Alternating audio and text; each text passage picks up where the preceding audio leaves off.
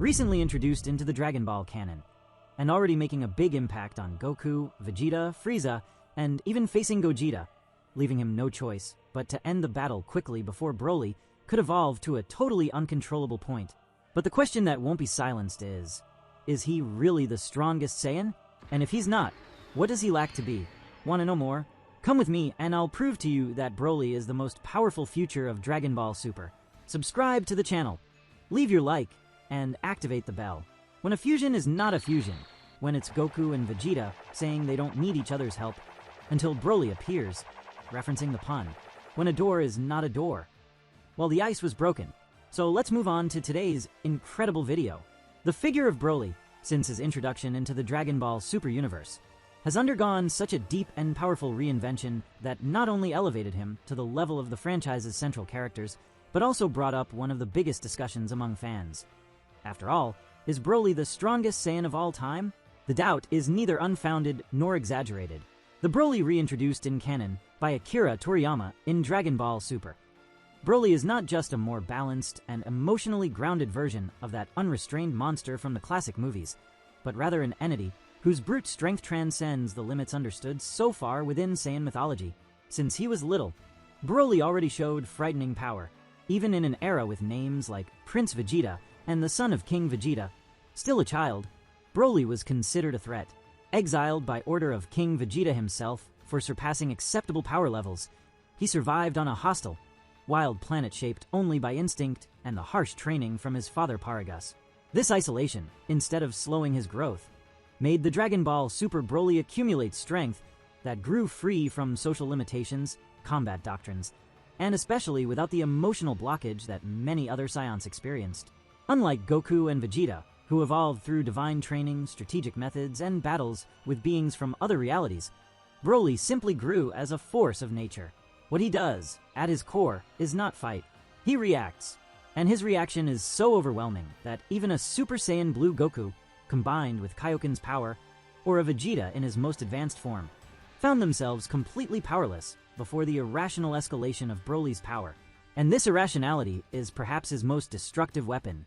Broly does not think like a warrior. He doesn't measure terrain, doesn't calculate counterattacks. He just feels. Anger, pain, fear, and instinct shape his movements, and this makes him something that transcends even the concept of a traditional Saiyan.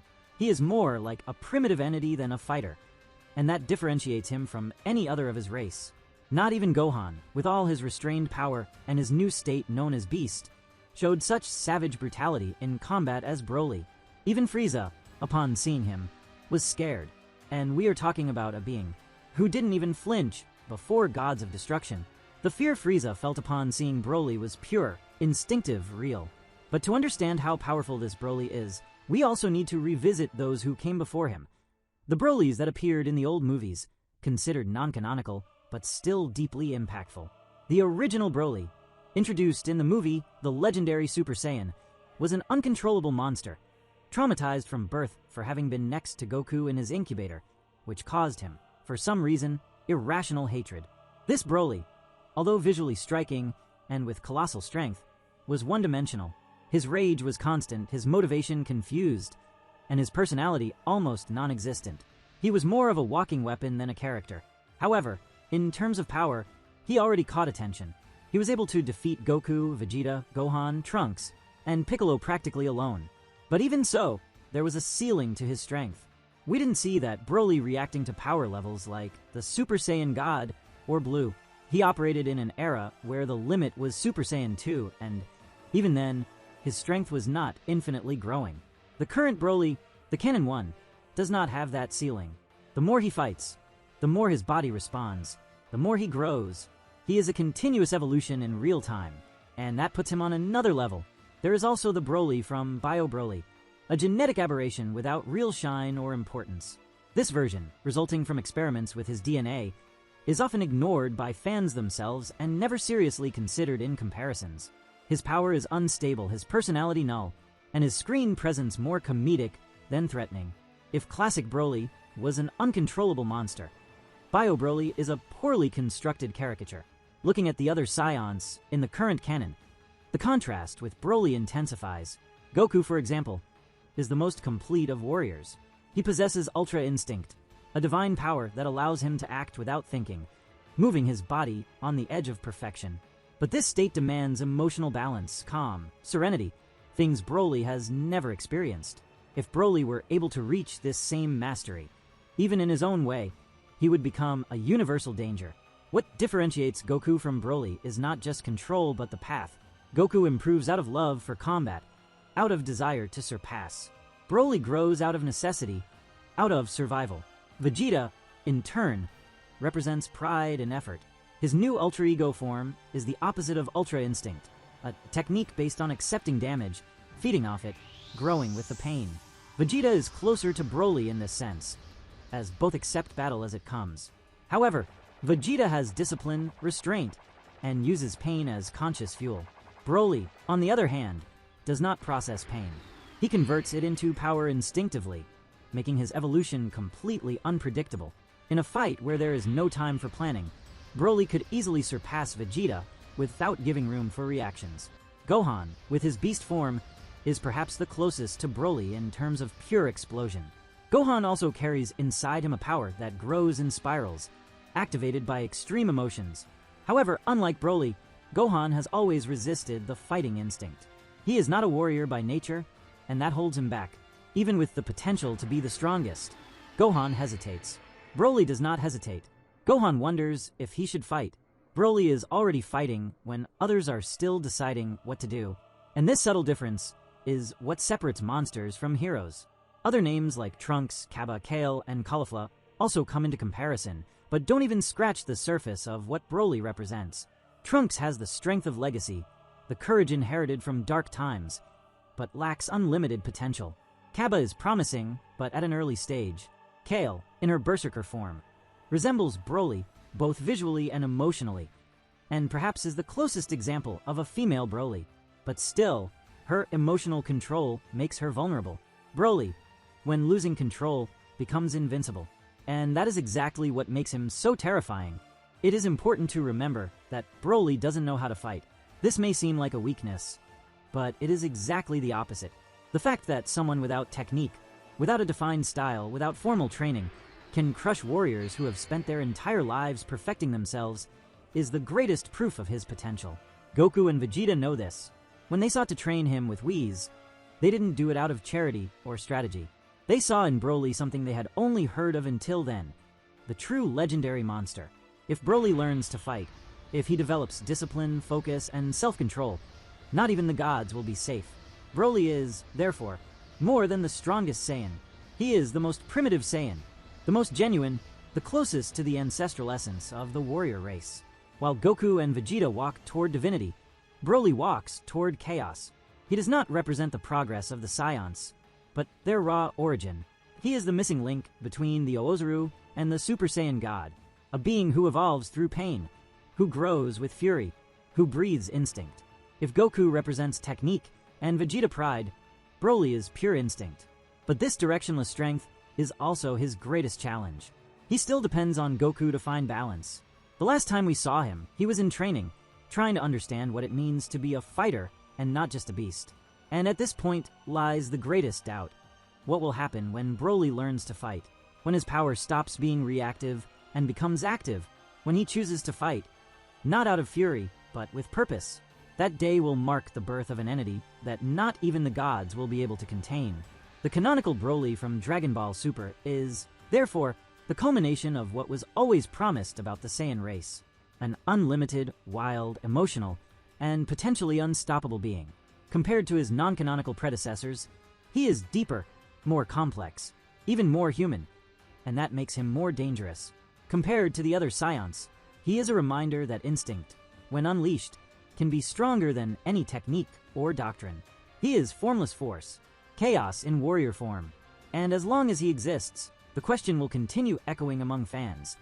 If this Broly reaches his full potential, will anyone be able to stop him? Still, to understand more deeply Broly's place within the hierarchy of the most powerful, it's inevitable to extend the comparison beyond the current canon, and look at figures like Goku Super Saiyan 4 from Dragon Ball GT. This form, born from the fusion between the Oozuru instinct and the conscious power of the Super Saiyan, has always been treated as the apex of the Saiyan's wild evolution. Goku from that era sported a different aura. Less divine, more beastly, more connected to roots.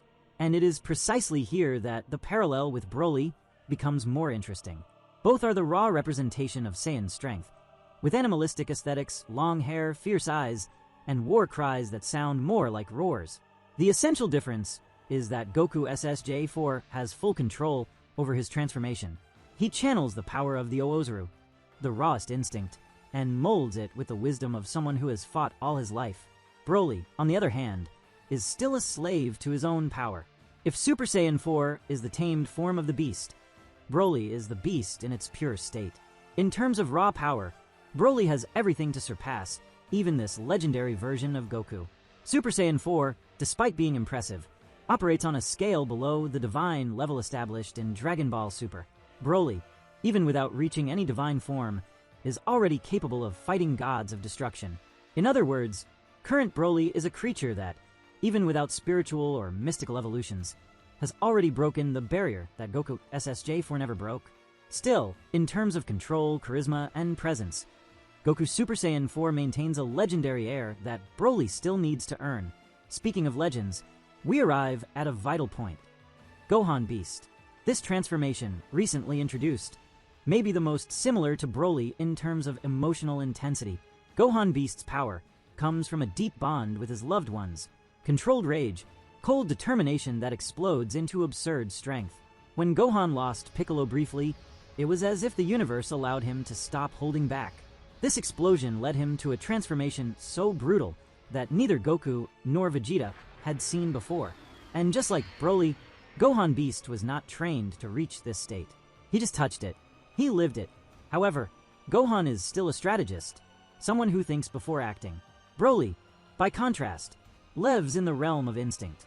In a direct battle, Gohan Beast would have the advantage of reasoning, reading moves, perhaps even energy control. But if the fight extended, if the clash lasted long enough for Broly to grow, absorb intensity, and explode, not even Gohan Beast would be able to hold him back. The difference between the two is thin but vital. Gohan lights up like lightning and can strike the enemy with a single blow. Broly, on the other hand, is like a volcano that keeps growing until nothing remains around.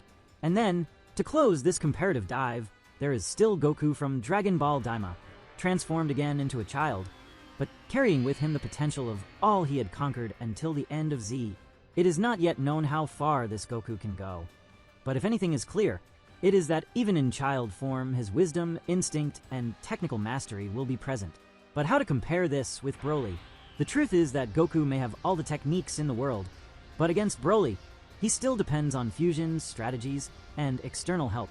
Broly, alone, forced Goku to retreat, forced the fusion, made two of the greatest powers in the universe beg for control. In each of these comparisons, Broly stands out not only for his strength, but for how that strength exists inside him.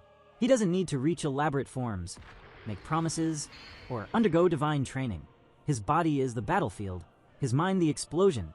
And while Goku Super Saiyan 4 represents mastery of savagery, Gohan Beast the limit of emotion, and Daima's Goku the persistence of spirit, Broly is what no one can predict. He is the variable that breaks equations, the outlier. And for this reason, even surrounded by legends, Broly remains the most feared among them.